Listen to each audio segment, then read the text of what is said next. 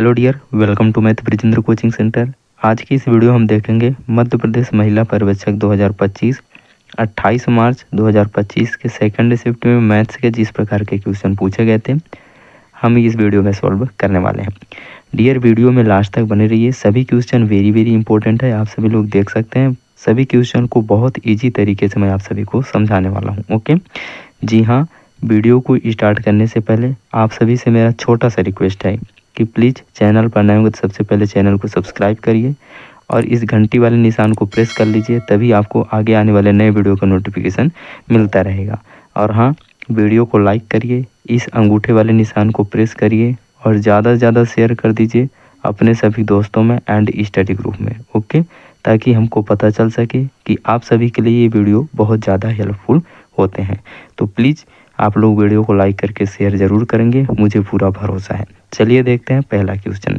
देखिए, question start करने से पहले मैं आप सभी को बता देता हूँ कि आप सभी लोग वीडियो के सामने पेन और पेपर लेके बैठिए, ताकि सभी क्वेश्चन को आप एक बार अपने से ट्राई ज़रूर कर सकें। ठीक है, और लास्ट में लिखें कि आपका कितना क्वेश्चन करेक्ट हुआ बिना मेरे सॉल्यूशन देखे हुए। ओके, तो देखिए पहला क्वेश्चन है, 40 के 20% में किसी संख्या का 50% जोड़ने पर प्राप्त योग 20 है, संख्या ज्ञात कीजिए। बहुत इंपॉर्टेंट क्वेश्चन है। देखिए 40 के 20%, 40 के 20% मतलब 40 का 20% निकाल देंगे। ठीक है, फिर बोला जा रहा है किसी संख्या का 50% जोड़ने पर, इसी में किसी संख्या मतलब x का 50% जोड़ने पर, इसका 50% मैं 50/100 लिख दूंगा, जोड़ने पर कितना प्राप्त होता है बराबर में 20, बोले तो 20। ठीक है, चलिए इसको आगे सॉल्व करेंगे।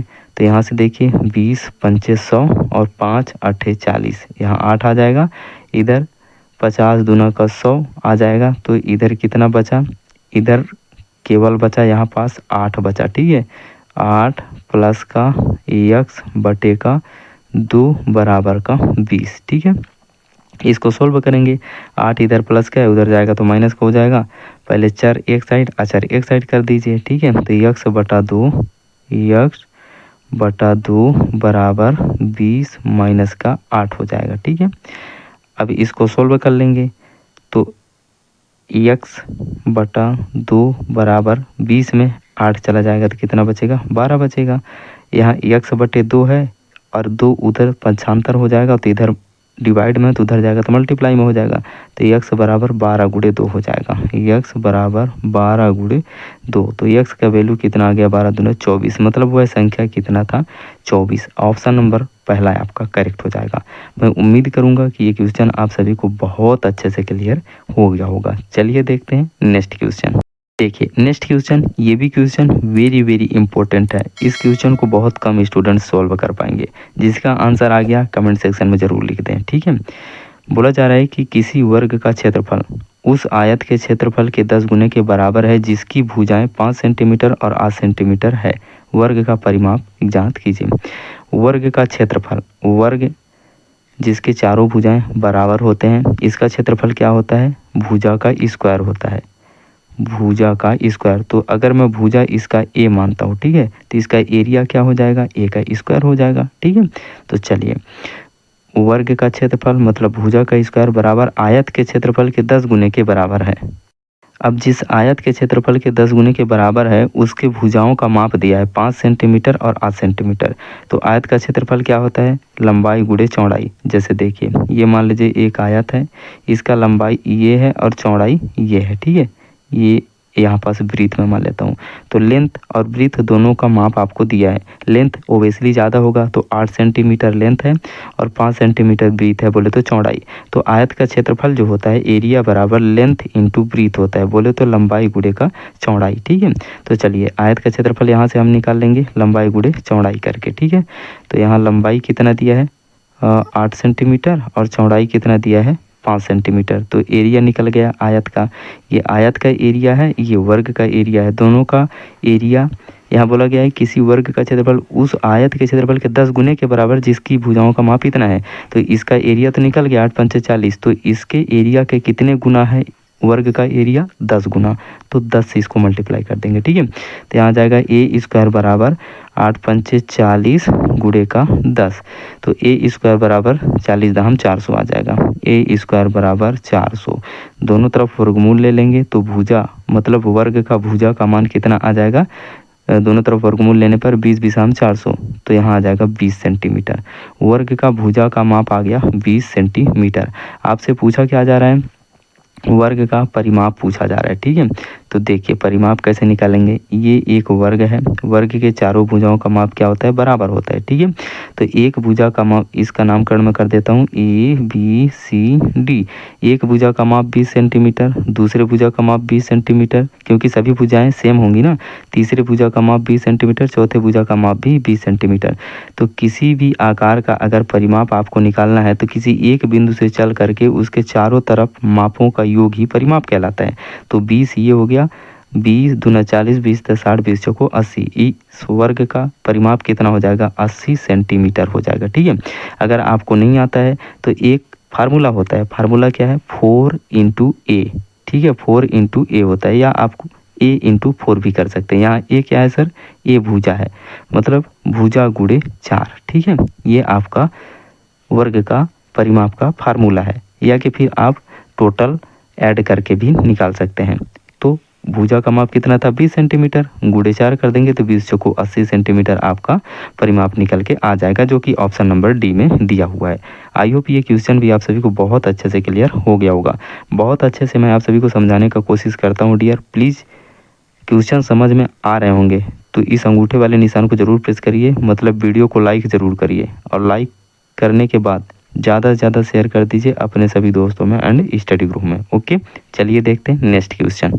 देखिए अगला प्रश्न दिया है कि यदि ए अनुपाते बी बराबर 2 अनुपाते 7 है, ए अनुपाते बी बराबर 2 अनुपाते 7 है, तो 3a plus 2b ratio 5a minus 2b का मानिक ज्ञात कीजिए। बहुत इंपॉर्टेंट क्वेश्चन है, बहुत इजी भी है। बहुत सारे स्टूडेंट्स इसका आंसर लिख दिए होंगे कमेंट सेक्शन में। देखिए यहाँ a रेशियो b का मान दिया है 2 अनुपाते 7, मतलब a की जगह आपको 2 रखना है और b की जगह पे 7 रखना है। तो चलिए पहले इसको उठा लेते हैं, 3a प्लस 2b, तो यहाँ रखिए 3 गुणे a का मान क्या है, a का मान 2 है तो 2 कर देंगे, और प्लस है तो प्लस 2 मल्टीप्लाई b का मान कितना है 7, तो 7 कर देंगे। इसको सॉल्व करेंगे कितना आ जाएगा, 3 दूनी 6 प्लस 7 दूनी 14, 14 6 कितना हो जाएगा 20। तो इस वाले का मान कितना आ गया, 20 आ गया। ठीक है, 3a प्लस 2b का मान कितना आ गया 20 अनुपाते रेशियो। अब आगे सॉल्व करिए, यहाँ बोला जा रहा है 5a, 5a का मान कितना रखेंगे, 2 रखेंगे। यहाँ a का मान 2, b का मान 7, a का मान 2 माइनस 2 गुणे b का मान कितना है 7। इसको सॉल्व करिए, 5 दूना 10 माइनस, ठीक है 5 दूना 10 माइनस 7 दूनी 14, तो 10 में 14 घटा देंगे तो कितना आ जाएगा, माइनस का 4 आ जाएगा। ओके, अब देखिए अनुपात निकालना है ना, तो इसको कैसे निकालेंगे, 20 अनुपाते माइनस 4 है, या आप इसको लिख सकते हैं 20 बट्टे का माइनस 4। ठीक है, तो इसको सॉल्व जब करेंगे तो 4 पंचे 20 आ जाएगा। ठीक है, मतलब माइनस का 5 अनुपाते का 1 आ जाएगा। तो इसका करेक्ट आंसर क्या हो जाएगा, केवल -5 होगा। ऑप्शन नंबर डी आपका करेक्ट हो जाएगा। मैं उम्मीद करूंगा क्वेश्चन समझ में आ गया होगा। देखिए नेक्स्ट क्वेश्चन, यदि 160 का 20% प्लस 50 का 10% बराबर x माइनस 1 है तो x का मानिक ज्ञात कीजिए। ये भी वेरी इंपॉर्टेंट क्वेश्चन है। सब नॉर्मल क्वेश्चन पूछे जा रहे हैं डियर, आपको घबराने का कोई ज़रूरत नहीं है। ठीक है, ध्यान से पेशेंस फुल होकर सॉल्व करेंगे, क्वेश्चन सॉल्व हो जाएगा। 160 का 20%, 160 का 20% मतलब 20 बट्टे का 100। इसको आगे मैं सॉल्व कर लूँगा, डायरेक्ट कर दूंगा तो बहुत सारे स्टूडेंट्स को समझ में नहीं आएगा। फिर बोला गया है प्लस 50 का 10%, इस 50 का 10% मतलब 10 बट्टे का 100 आ जाएगा। ठीक है, आगे चलिए, बोला जा रहा है बराबर x माइनस का 1 है, यही x माइनस का 1 है। अब देखिए इसको आगे कैसे सॉल्व करेंगे, 20 पंचे 100, 5 से इसको कैंसिल आउट करें, 5 दिया 15 और 5 दूना 10, ये 32 आ जाएगा। ठीक है, इधर मान आ गया 32 प्लस, इसको सॉल्व करिए, 0 से 0, 1 0 से 1 0, 1 0 से 1 0, ये कितना आ गया 5 एकम 5 आ गया, बराबर x माइनस का 1 आ गया। ठीक है, 32 5 जोड़ देंगे तो कितना हो जाएगा 37 हो जाएगा। 32 5 37 बराबर x माइनस का 1, ये -1 है इधर, इधर आ जाएगा तो प्लस का 1 हो जाएगा, तो 37 प्लस 1 बराबर यक्स, 37 1 जोड़ देंगे तो 38, तो यक्स का वैल्यू कितना आ गया 38। आपसे क्या पूछा जा रहा था, यक्स का वैल्यू ही तो पूछा जा रहा था, तो यक्स का मान हो जाएगा 38 38। ऑप्शन नंबर आपका सी करेक्ट हो जाएगा। देखिए यहाँ प्लस और माइनस दोनों में 38 दिया हुआ है, आप कंफ्यूज नहीं होइएगा, ठीक है।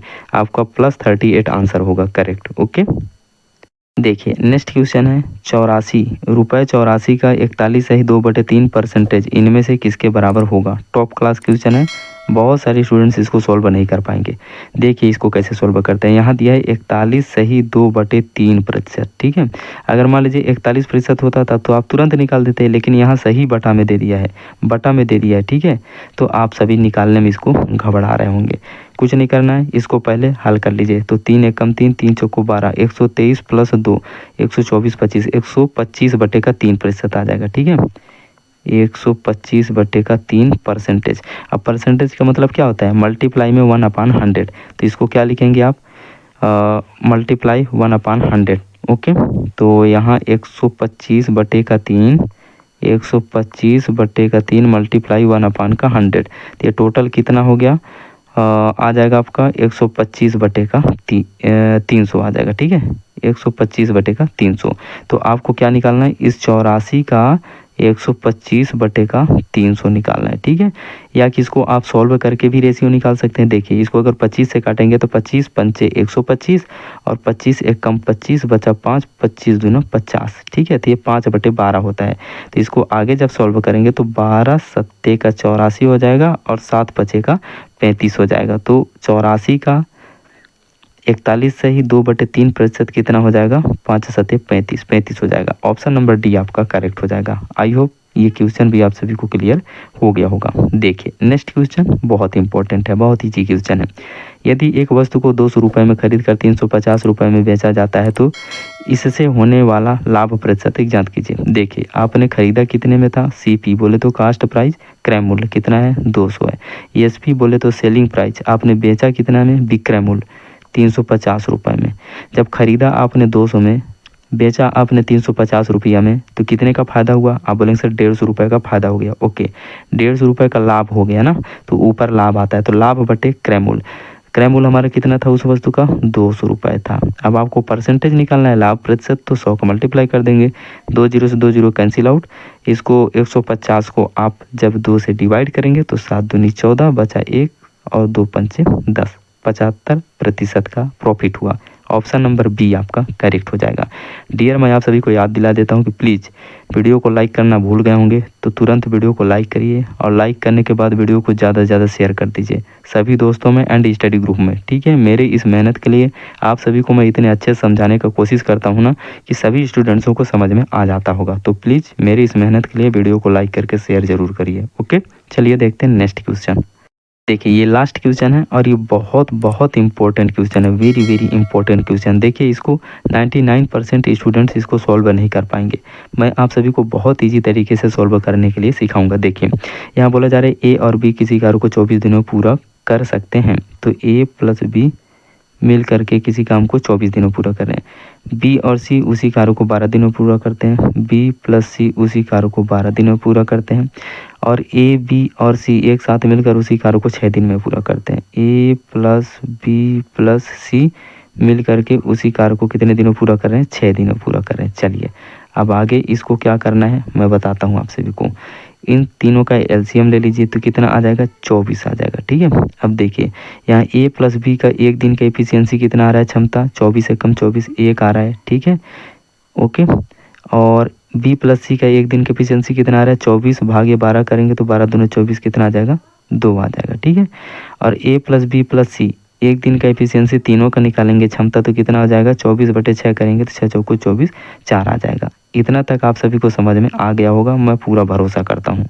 अब देखिए आगे आपसे पूछा क्या जा रहा है, पूछा जा रहा है कि ए और सी उसी कार्य को पूरा करने में कितने दिन का समय लेंगे।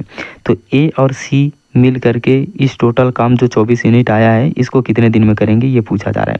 तो इसको निकालने के लिए क्या करेंगे, ए और सी का एफिशिएंसी क्षमता निकालना पड़ेगा आपको। चलिए, तो यहाँ बी प्लस सी का दिया है, एक दिन का क्षमता कितना है, एक दिन में कितना यूनिट काम कर रहे हैं, 2 यूनिट।